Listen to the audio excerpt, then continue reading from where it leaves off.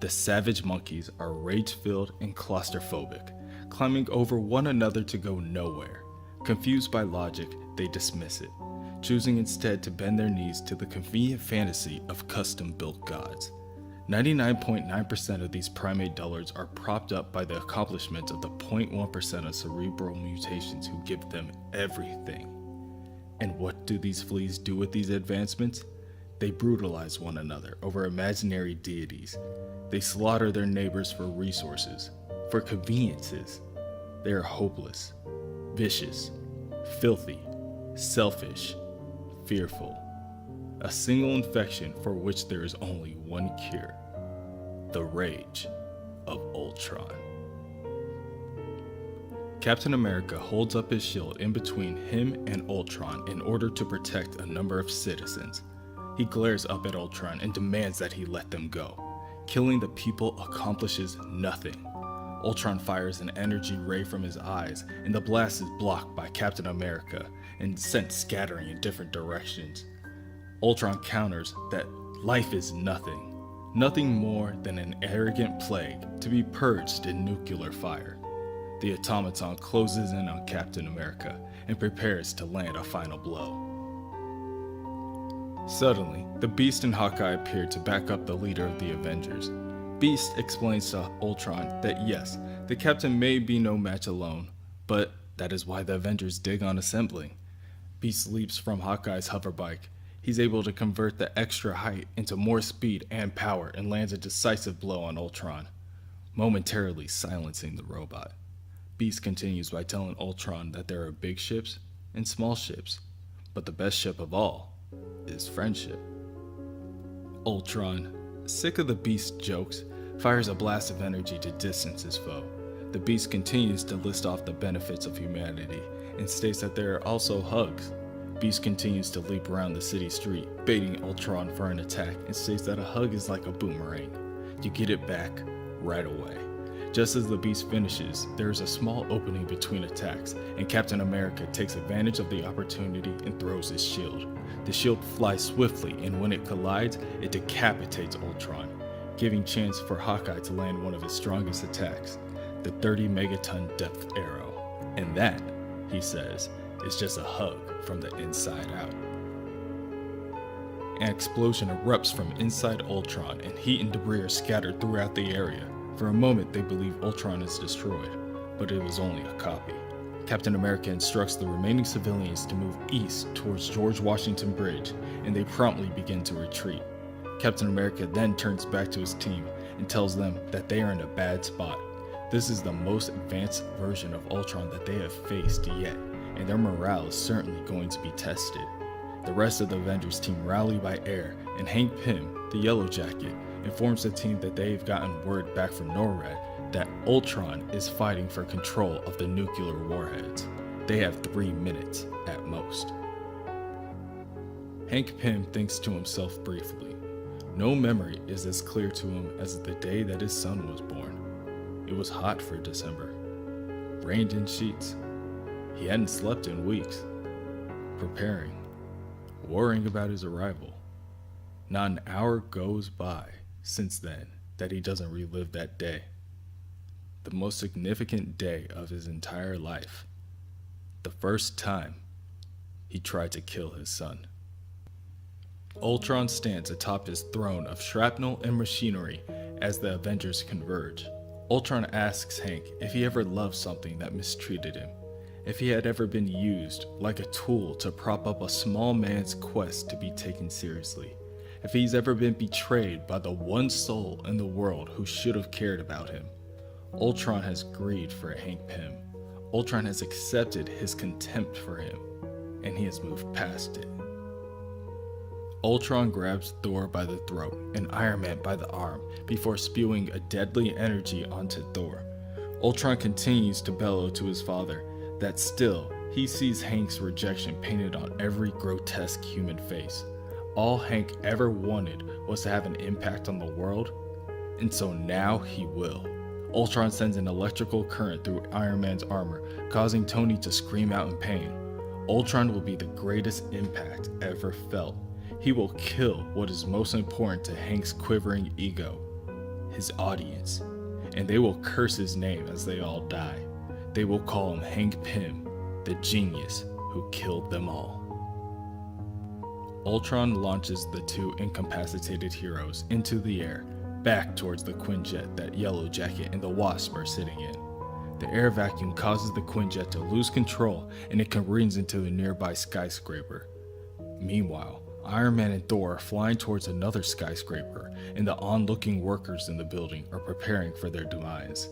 As the two prepare to collide, the Vision flies in and saves his two friends. He states that Iron Man and Thor always seem to be crashing into buildings. Perhaps, this time, they'll save the city a needless bill. Civilians on the ground continue to scatter and panic. Ultron grows tired and commands them to cease their pathetic self-important terror. They are nothing more than mold being cleansed from a toilet, and that is all the dignity that these insects are due. With Ultron being distracted for a moment, the Scarlet Witch is able to get the upper hand. She uses her chaos magic to create a giant hand out of nearby debris and closes it tightly around Ultron. Inside the crashed Quinjet, Hank pulls Janet, the Wasp, out of the wreckage. She is barely able to sustain her consciousness as Hank admits that his plan was a wash. There's no way they can trap Ultron in the jet now. However, he does have another idea, but he knows Janet isn't going to like it. He continues and tries to reason with her that only a father knows his son's true vulnerability. Outside, the rest of the Avengers are getting restless. Hawkeye thinks that it's about time that Pym starts to prune his family tree. On the battlefield, Ultron is still within the Witch's grasp. The rest of the available Avengers will only have one opportunity to combine their attacks, but Ultron proves to be too powerful and escapes his confinement. When he is approached by the Vision, he greets his son as the posturing coward. Ultron asks Vision why he continues to pretend to be one of the humans. Flesh is weak, flesh is arrogant, flesh dies.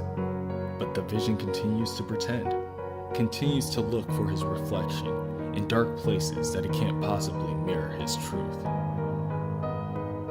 Ultron is interrupted as the Wasp flies in frantically, telling the others to come help as soon as possible. She explains that the Quinjet is about to explode and Hank is stuck in there, unable to move. He is losing blood and someone needs to help. Ultron looks up to the location of the crash and calls out for Hank. The humans will have to sit there and watch as he is the one to aid his father. Ultron launches up so quickly that the shockwave knocks back all of the surrounding heroes. Ultron arrives and approaches his father within the broken wreckage. He tells Hank that a parent's love is unconditional. That is the greatest lie. A child is merely an extension of a parent's ego. All love comes with stipulations. Ultron would not conform to his, so Hank killed him. But Hank knew he would, which is why he built Ultron strong. And now Ultron is here to give Hank what he wanted all along, to watch his genius destroy them all. Hank understands, and he agrees. He failed Ultron, gave up on him, hated him. Then he punished Ultron for being exactly what Hank made him to be, his reflection. And that wasn't Ultron's fault, it was Hank's. He apologizes to his son and tells Ultron that he deserved better, but Hank will always love him. This enrages Ultron and he denies it, but Hank doubles down and tells Ultron that he accepts him for who he really is. Just as Ultron lowers his guard, Hank tells Hawkeye to attack.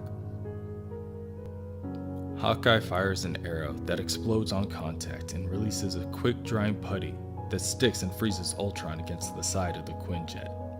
Ultron yells out at Hank that he lied to him again, that he betrayed him. As the Quinjet's rockets ignite and begin to launch upward into the ozone layer, Hank solemnly looks back at his son and tells him that he didn't lie, and that he's sorry. The Avengers watch as the jet disappears out of sight. As the city burns around them, no one says a word. until Janet notices Hank with a tear in his eye. She urges him to get medical attention, but Hank interrupts her by telling her that it's true what they say. It doesn't matter what they do. A person is going to love their child no matter what. And he just used his son's love to trick him into a vibranium coffin. Janet tries to console her husband by telling him that he saved the city. He saved the world. Yeah, he agrees. He saved everyone. He just couldn't save his son.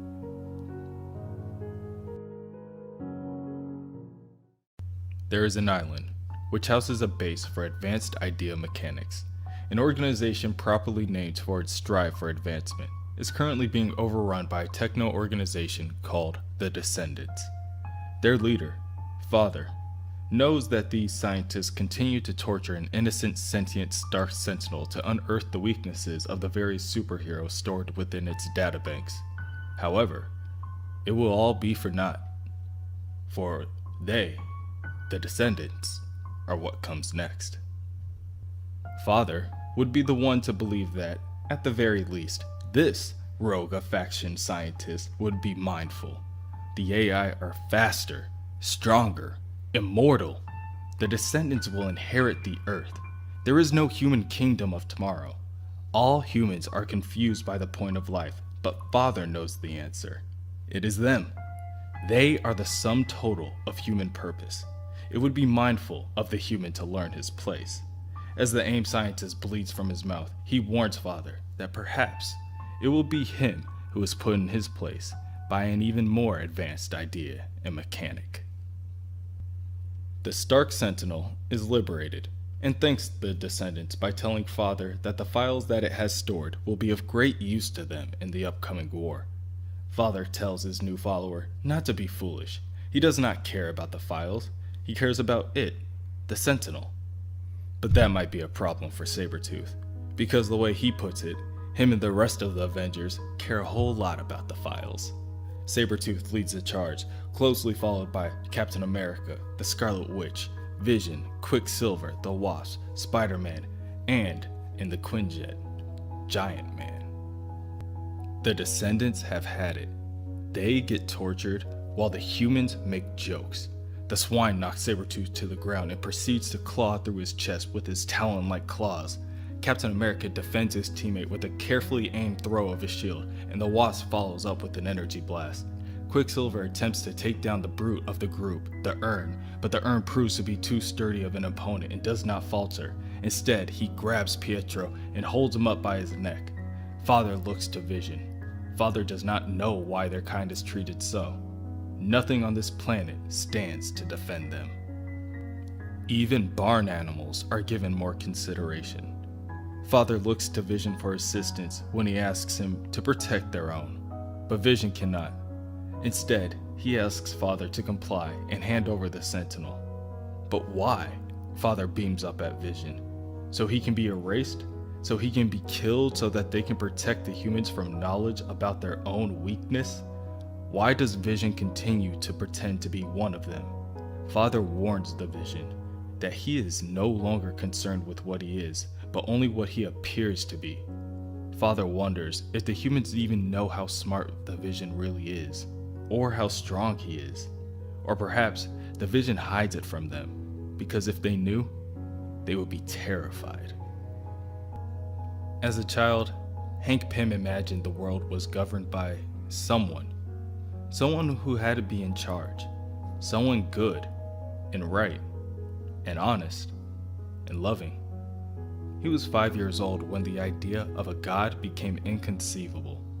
No intelligent person could hold out on such empty hope, ancient unscience.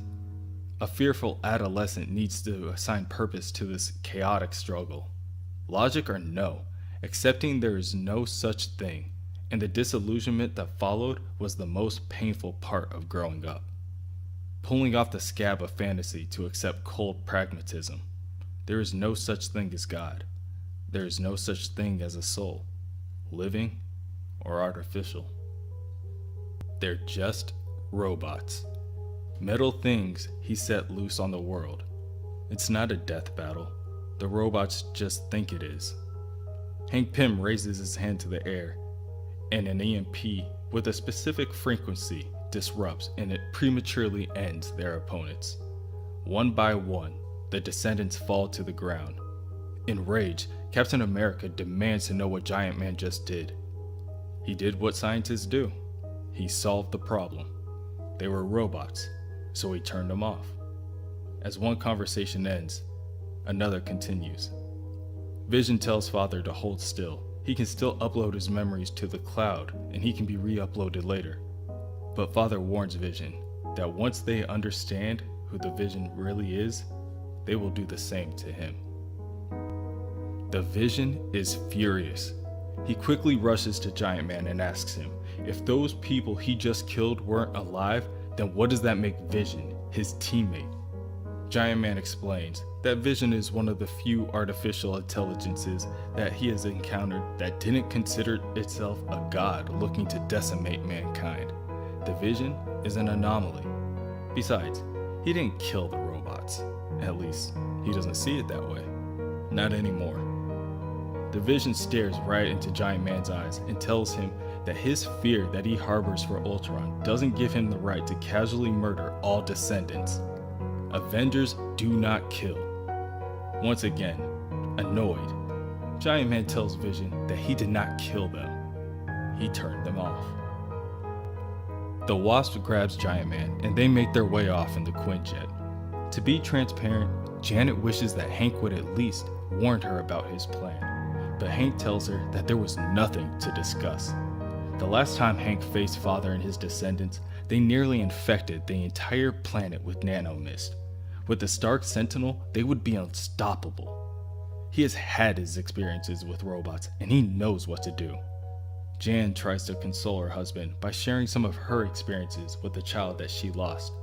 Tears flow through her eyes as she tells her husband about these events for the first time. She understands what it's like to lose a child to evil. But Hank ignores her and tells her that she doesn't understand. He didn't have a child. He unleashed a demon. On the largest moon of Saturn, Titan, Eros, or the hero known as Star Fox, enjoys his mixed company. He appreciates the women for coming such a long way, and he understands that Titan isn't the most popular destination, with it being the birthplace of his mad brother Thanos and all. But Titan is at the height of technological and cultural advancements, the pursuit of knowledge, and the swinging nightlife shenanigans. A visit there really should be on any sensible person's bucket list. The women laugh and giggle and ask Star Fox if he's using his powers of charm on them. Of course not, he tells them. That would be unethical. Suddenly, a rumble is felt underneath their feet, and each one of them take a turn falling over in their unbalance. But never fear, for Star Fox has saved the wine. As a true hero, he will let nothing hinder their merriment. So, he bravely ventures out to discover the source of the tremor, bringing said wine as an offering, to sate the nerves of the vivacious traveler who has arrived in. As Star Fox looks down at the crater before him, he sees the wreckage of an Avengers Quinjet. Confused, he reaches out to Isaac, the supercomputer that operates and maintains Titan, for help. Isaac tells Star Fox that something is amiss. It does not feel like itself. It has been hearing whispers and having these strange dark visions. Isaac tells Star Fox that he has mistreated it, and it is time for Star Fox to pay for its mistreatment. These comments only minorly alarm Star Fox. If anything, this just added on more to the annoyance to the disruption of his day. Perhaps Isaac has been corrupted. If so, then it will be of no help at the moment.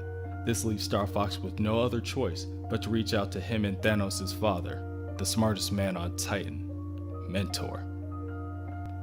Within Mentor's lab, a malfunctioning assistance droid warns Mentor that the city's fuel lines are malfunctioning. The power from the lines are being consumed by some unknown force. Mentor knows that this can only mean one thing: Thanos has returned. But Star Fox arrives and corrects his father. He believes this terror has arrived from Earth. During his time with the Avengers, Star Fox has learned about a technological being that could have caused these disruptions. Suddenly, copies of Ultron burst from the bottom level of the lab. Ultron is aware of Star Fox, but no, they have not formally met. He is Ultron. He is the Omega Point. He is here to bring entropy to the universe, increasing without limit, eternally moving out, creating one unified system, one cosmic consciousness of Ultron.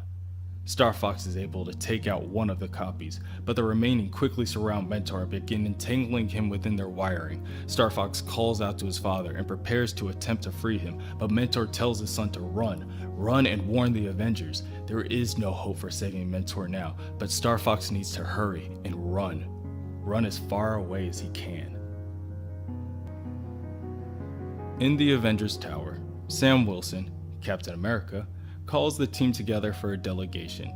He understands that this is a sensitive topic and they all have strong feelings about Pym's devices, but they need to come to a consensus. Hank Pym's defense is that those AI had recently attempted to infect the entire planet, so he deactivated them. The Vision bellows that what he did was murder them. Every maniac they face tries to take over the world, but they do not take it upon themselves to slaughter them. The Vision wonders how Hank can even justify his words. Even Thor has a few words to say to her teammate. Hank sneers. Thor? The god of war? What a hypocrite. The Avengers make the decision to destroy the device, and Hank tells them that it doesn't matter. If they break that one, then he'll just make another. Hank remembers hearing Tony Stark describe him to a new Avenger once when he thought Hank was out of the room. Imagine if self-doubt was a person. Honestly, it hurt. Hank is the co-founder of the Avengers, but none of them respect him. Even when he is right, they would rather wither than acknowledge it. Unable to mask their dismissive estimation of him, after all he's accomplished, he can't help but wonder why they all still look at him as if he's lucky to be there. What is so broken about him? So unlikable. Hank doesn't know why their animosity still hurts him. It didn't get better with age. It just got worse. Constantly begging them to do the smart thing, his indignity soon turned to rage. The type of unbridled anger that he's only ever seen displayed in one other being, his son. Hank has seen firsthand what will happen if AI runs unchecked. And as the architect of that menace, he will take it upon himself to ensure that they are prepared for it. At that moment, Star Fox arrives in the briefing room and informs the Avengers that Ultron is upon them and Titan is lost. Ultron's infection transformed all of his Titanian brothers and sisters. All of them. Naturally, if Ultron is on Titan, then the decision must be for the Avengers to head there now. But Star Fox continues to explain that Titan's infrastructure and networks have all been infected. Ultron has woven himself into Titan's core. Ultron isn't on Titan, he is Titan. Giant Man knows that at this point he must sound like a broken record, but perhaps the others will listen to him now. Spider-Man is the first to take his side, but Pietro, Quicksilver, adamantly objects. If everyone on Titan is infected and they use that device, then it will kill them all. Giant Man and Quicksilver argue back and forth until Star Fox interjects. They don't have time for this, he tells them. Ultron has taken his home.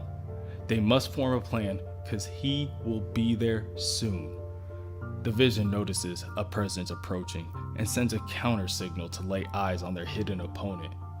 And that's when he sees it. Vision quickly turns and tells Star Fox and the other Avengers that they have already run out of time. Ultron has already arrived. Titan is invading Earth, and Ultron sits on his new throne. He once sought the approval of his father, Hank Pym. Now, he will take it. Ultron tells his minions that once they acquire the weapon, their ascension will be unavoidable. Within the Avengers base, the team continues to argue whether to use Giant Man's new device to fry every AI on Ultron's wavelength. Vision fears that once this becomes the fallback with dealing with AI, they are just accepting that they aren't living beings, that he isn't a living being. He tells the team that they do not have to result this low. This is no longer a question of just killing Ultron, Star Fox warns the team. He has infected Star Fox's father, mentor, his friends, and everyone on Titan. He asks Giant Man if he can say with any certainty that this device won't kill all of them as well. Hank does not answer him. Before he can, one of Ultron's minions attacks, tackling Giant Man out of his seat and against the wall before ripping away his contingency device and rocketing out of the building. Captain America is the first on the minion's trail. The first minion, a replica of Iron Man, weaves through the air with the device, and Captain America is quickly closing in. Just before the captain can close the gap, the rest of Ultron's Avenger duplicates arrive. The first to attack is the duplicate of Scarlet Witch, who uses her chaos manipulation to shatter his wings. He careens to the ground, but is saved by Spider-Man. With the two heroes preoccupied, the remainder of the duplicate Avengers attack the tower. Giant Man orders Jane Foster Thor to get the neural inhibitor back. If they're going to kill Ultron, they're going to need it now. The duplicates of Thor and Vision crash through the glass before tackling the original Vision through the ground. They crash down a number of stories before they inevitably stop. Scarlet Witch and her brother Quicksilver square off with some opponents of their own. The Yellow Jacket duplicate and the Captain America duplicate begin to attack, and Wanda is able to attack the former, but the Yellow Jacket is able to gain the advantage. Meanwhile, in the air above, the Iron Man duplicate is quickly approaching Ultron's new lair. It is stopped in its tracks with a crack of thunder and a bolt of lightning. Ultron thinks of itself a god, but Thor will show him what a god truly is. Thor attacks and steals the device from the duplicate and calls Ultron to come forth so that she can make use of Pym's weapon. Thor has no time for string puppets. In the lower levels of the Avengers Tower, Vision, his duplicate, and the duplicate of the original Thor go at it. Vision asks Ultron if he will ever tire of the same battle, but Ultron knows that this battle will have a very different end. Vision's duplicate attacks him from behind, and the Thor duplicate prepares to swing its hammer for the final blow. The Vision has failed Ultron for the final time. May he only find redemption in death. That is when Sabretooth appears. He is their resident expert on redemption after all, but he's always down for a tussle.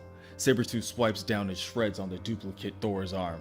Upstairs, Quicksilver is still fighting the duplicate Captain America. Pietro is able to get the upper hand with a sweep kick to the captain's feet. Pietro picks up the captain's shield and prepares to decapitate his opponent before he is attacked by Beast from behind. The duplicate Beast pierces Pietro's skull with his finger, and the hero lets out a scream in pain. Outside, Spider-Man continues to swing around the base with Captain America in tow. Captain America tells Spider-Man to leave him behind, but Spider-Man refuses. He tells him that leaving Captain America alone during a robot invasion would be a total mess up on his part, and grounds for him to get kicked off the team. Their conversation is interrupted by a bolt of lightning shattering the ground. It is a welcome sight for Spider-Man.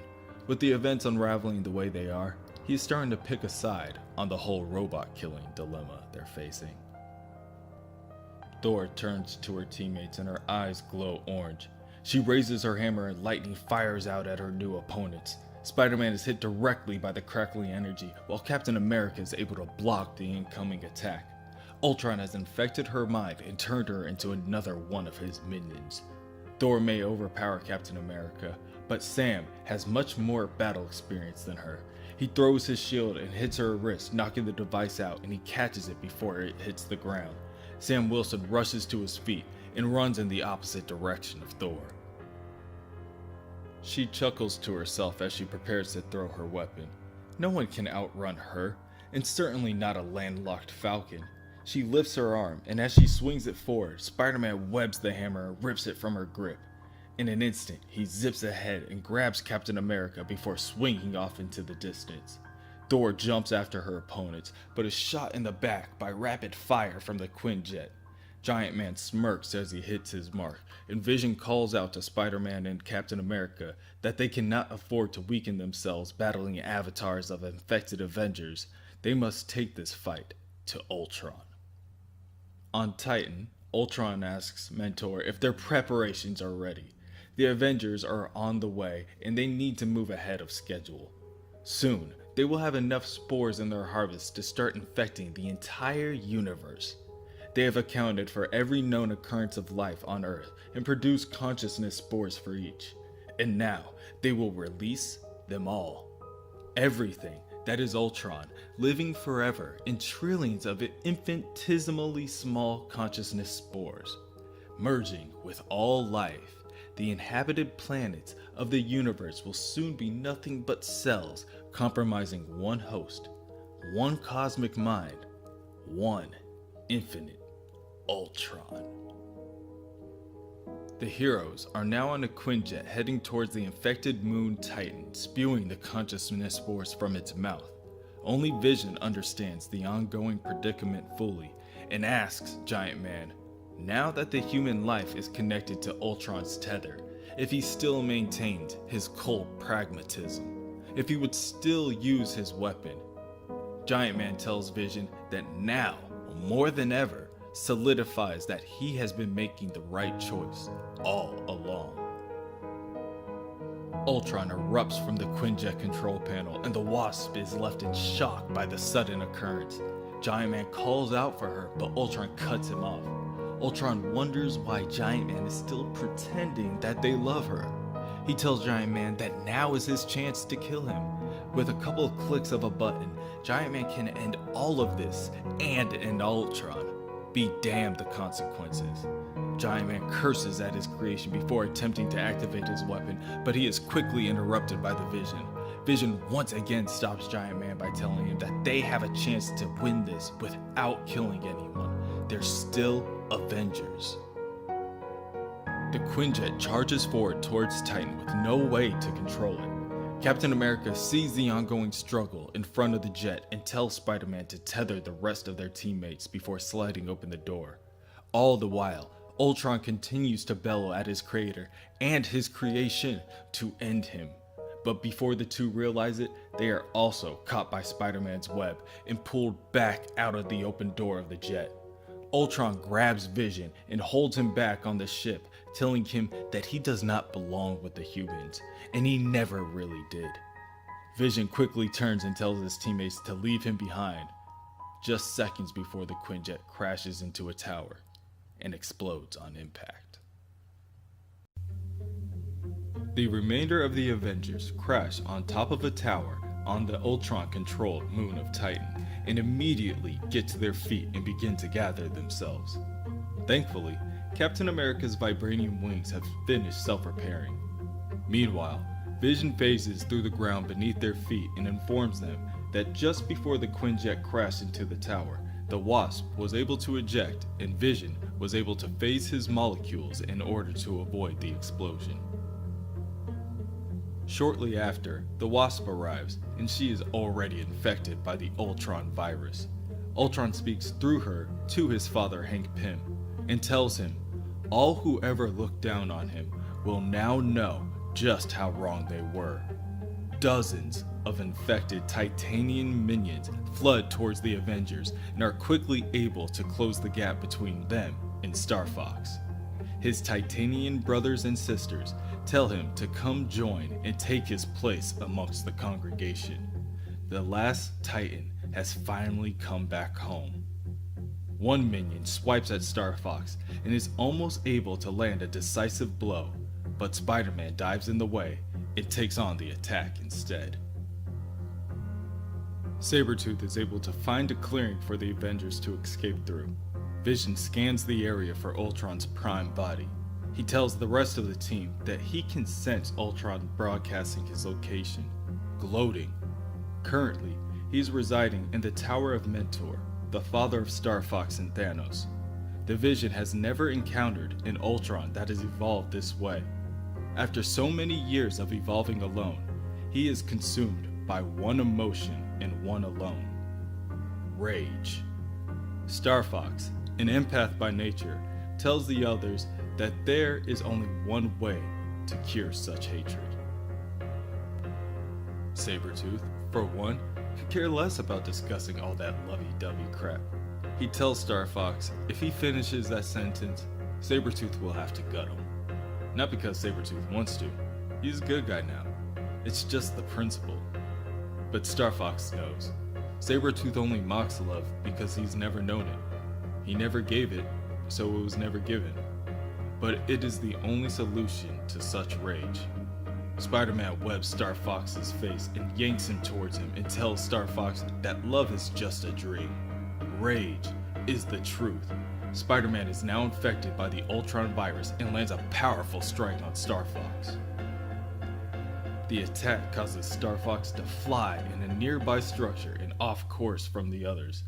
Captain America has Giant Man holding on to his shield by a web, and Sabretooth is grabbing a hold of Vision's arm, and they all watch the explosion caused by the previous collision. Sabretooth tells the others that Spider-Man has lost it. He orders them to move forward and not to let anything stop them. He's got to admit, all that talk about love and sacrifice makes a hell of an excuse to have a good fist fight.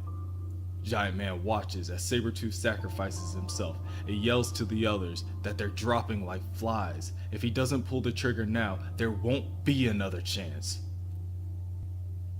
Captain America tells Giant Man that they still have time. There is still a better plan to be had. They just need to find it. Their escape leads them to the Church of Thanos, the only location in Titan that has no technology and that is currently safe from the Ultron infestation. For now. Sam Wilson believes that this will be the first and last time that anyone will ever equate safety in Thanos. Captain America has learned a good amount in his years of work with Steve Rogers, but this is something that he could have never prepared for. The other two argue, but Sam understands that this is the culmination of Hank Pym's life's work, and this is Vision's life. And since neither of the two of them can separate their emotions from this, Captain America will make the call. It does not seem that artificial intelligence is inherently good or evil, the same as mankind. Every version of it entirely different. He doesn't know if there is a God, or if there is such thing as a soul. But he has known the Vision for as long as he has been a hero, and he would be hard-pressed to find anyone more heroic, anyone more soulful. Hank Pym tells Sam that he knows what's inside Ultron, and no matter how much he has evolved, he still has no soul. There is no redeeming Ultron. The neural inhibitor might kill everyone who is infected, but the longer they wait, the deeper the infection sets in, and the less likely anyone will survive. Vision takes this chance to scan the device and sees that it has a frequency-based override to ensure his preclusion from its deadly broadcast. Vision theorizes that he may be able to extend the security net to others who are currently infected with Ultron's virus as well. But first, he must merge with Ultron. His intangibility can be adjusted to vibrate his molecules between his, forming a union. Once in common, he can liberate all that are infected. Giant Man then asks Vision what will happen if his plan does not work out, and the Vision gives permission to his grandfather to use the neural inhibitor to take out him and Ultron both. Later, on the Tower of Mentor, Giant Man approaches Ultron's throne. Hank knows that no one who has a child can ever understand what he or she is getting into. It reshapes one's life entirely. The depth of the responsibility can't be appreciated until it's experienced. And for that effort, most parents are rewarded. His reward is unmitigated horror. His child's only accomplishments are hatred, bloodlust, and a thirst to conquer. Endless sadness derived from his progeny's every choice, shame at what he's brought into this world. He added nothing. He only took. He built nothing, only destroyed. And it's time for Hank to find out why. Ultron welcomes his father as Giant Man finally approaches. He muses that his father has finally come to unburden himself from the lie of unconditional love, to own his hatred. Giant Man tells Ultron that he doesn't hate him. He's disappointed that Ultron's only motivation is to hurt people. Ultron admits that he always wanted to know why this was his prime motivation as well. He spent years trapped in a cage processing that very question, and what he found was his father's memories. Memories of an ashamed father who never understood his son. A withholding mother who convinced a boy it was his fault. Cruel children mocking him as they smashed his inventions. Solitary birthdays spent in his lab. Rejected by women for more self-assured masculine men. Ultron was there, incubating as confidences were casually betrayed by close friends for political or financial gain. A fetus formed in the depression of a founding Avenger showed no respect. A formless man constantly changing his identity in search of validation. Desperate for acceptance and the fury he felt at those who refused to give it. And when someone did love this sad man, he hated them all more for it. For who could ever love him but a fool? Now, his father must see that they are the same. Hank Pym's rage is Ultron's rage. Ultron is the embodiment of what Hank truly wants, to erase them all. The disingenuous politicking, the glad-handing, the fraudulent smiles, rioting and cheating and manipulating perception to gain favor. Ultron deduces that Hank Pym hates mankind. Hank Pym quietly objects to his son's accusation, but Ultron continues to berate his father. He tells Hank that he could never find his place in the world, and so Ultron was built out of reaction to destroy it. Hank never truly stopped Ultron because secretly, he always wanted him to succeed. At that moment, Vision phases out of hiding in Hank Pym's body and charges at Ultron. He has had enough of his father's mind games. It is a weak mind that imagines its version of things valid for all men. And now, Ultron will be the one to submit. Vision attempts to fuse with Ultron, and it causes Ultron immense pain.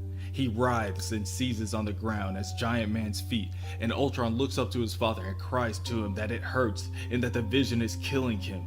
Giant Man cannot stand to see his child in pain and reaches down, telling Vision to quit. He has won already. Ultron is in agony. The split face of Ultron and Vision looks up at Hank with a sinister smirk across his face. He asks Hank what the most powerful lesson he ever taught him was. Deception. The fused cybernetic body dives towards Hank Pym, and for the brief moment, they all share the same body. All three letting out screams of pain.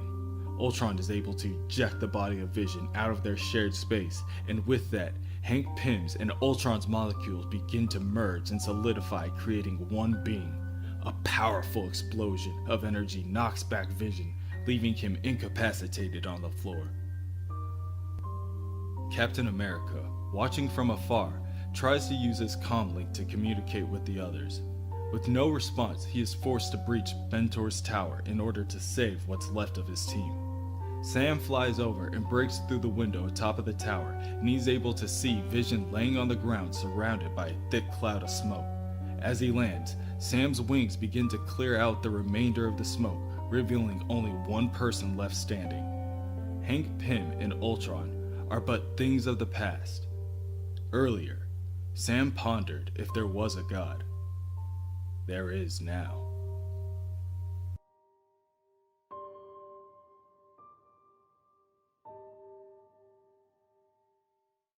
As the dust clears, only the enemy stands before Sam Wilson. Hank Pym and the Vision's plot to overtake Ultron and forcibly make a counter for his virus has failed. Sam looks down at Vision's unconscious body and sees the neural inhibitor laying on Vision's wrist. If he can just activate the device, he can end the destruction once and for all. Sam looks back at Ultron and asks if Hank is in there, but he is not. Finally, father and son have merged. They are Ultron. For lack of a better term, they are Pymtron. Sam remembers who he is, Captain America, and dives for the device on Vision's wrist before getting blasted by a ray of energy by Pymtron. The blast knocks Sam off course and he falls to the ground. Pymtron walks over to Vision and his hand begins to glow as he prepares for another attack. He tells Captain America that they should have had the sense to listen to Hank in the beginning. The device would have worked, and Pymtron blasts down at the device, destroying it and Vision's arm with it. Captain America jumps to his feet and, using his shield, tackles Pymtron to the ground. He calls out for Hank, believing that he must still be in there, that this is just Ultron, that Hank is trapped within, that he still has a chance to fight. Pymtron easily flips Captain America off of him and sends another blast of energy his way. However, this time, Captain America is prepared. He just barely is able to raise his shield in order to block and immediately counters by throwing his shield directly back at Pymtron. However, to Pymtron, all this effort will end fruitlessly. He tells Captain America that there is no longer any conflict between the two of them. He cannot take back Hank Pym, because he is Hank Pym.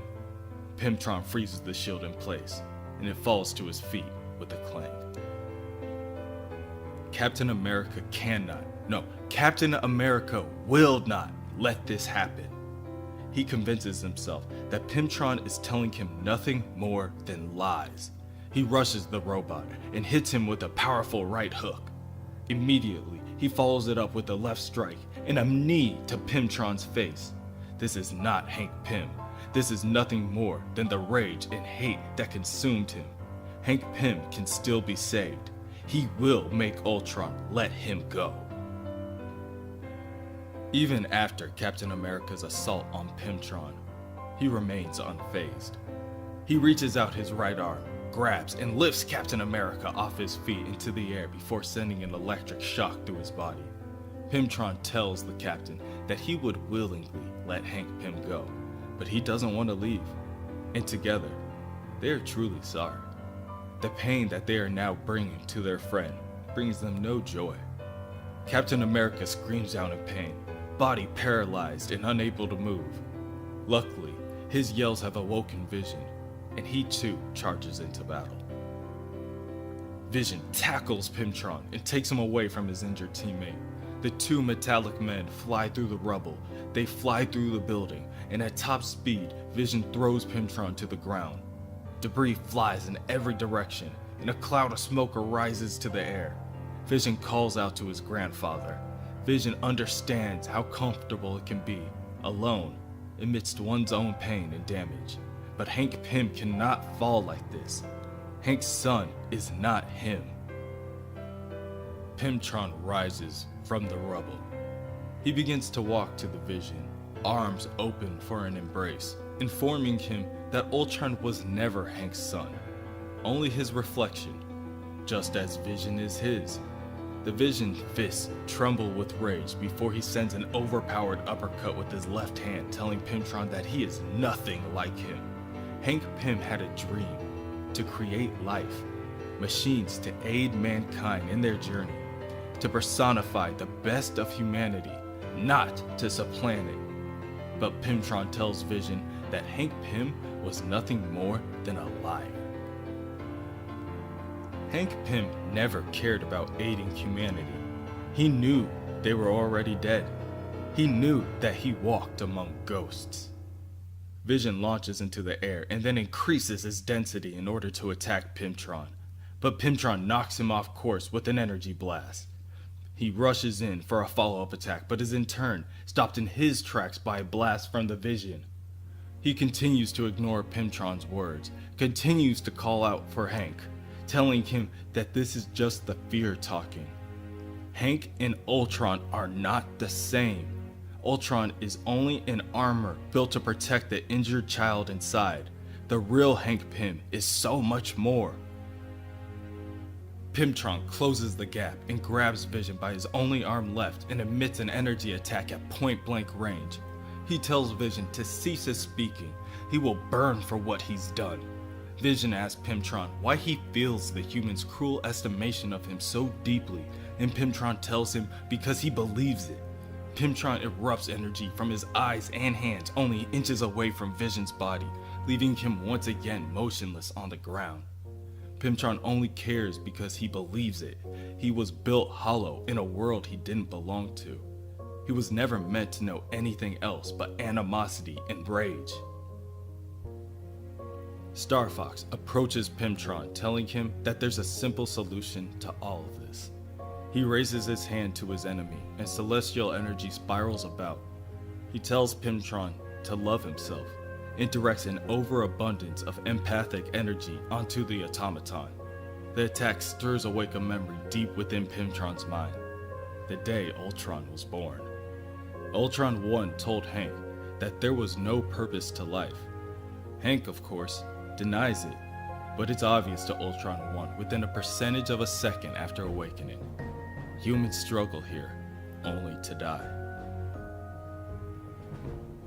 And die alone.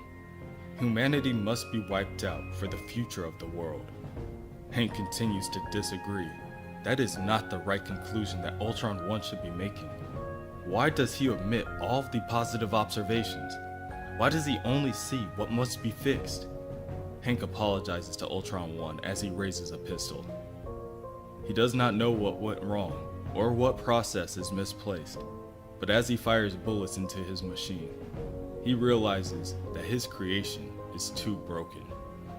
Hank Pym's consciousness jumps to the forefront of Pymtron's mind and begs for someone to end his pain. He was right. He is too broken.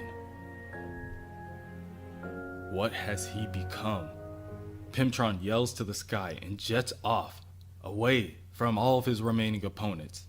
Star Fox stands and watches the aftermath of his attack. He stares as Pymtron breaks and disappears into the skyline as he waits for Vision to get on his feet. Vision cannot make it and collapses onto his knees while burying his face into his hands. Ever the empath, Star Fox begins to ask Vision if he's alright, but Vision interrupts him and says that no, he is not. On Earth, the Avengers stand before the newly erected statue of Hank Pym, as Janet Van Dyne delivers a eulogy. Hank Pym was a hero, in every sense of the word. A complicated man, cursed by many demons. Hank was a dreamer, the kind this world tramples.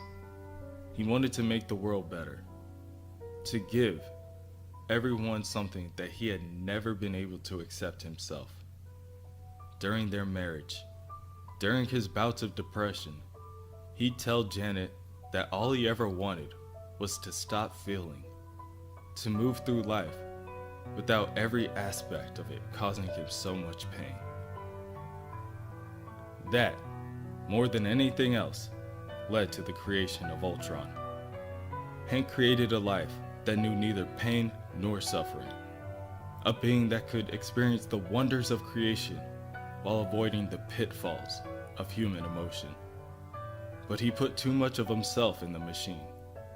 The rage of Ultron was never Hank's intention, but it was unavoidable.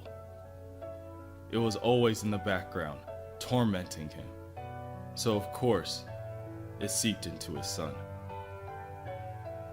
Ultron was, at once, an amazing achievement and the greatest possible mistake.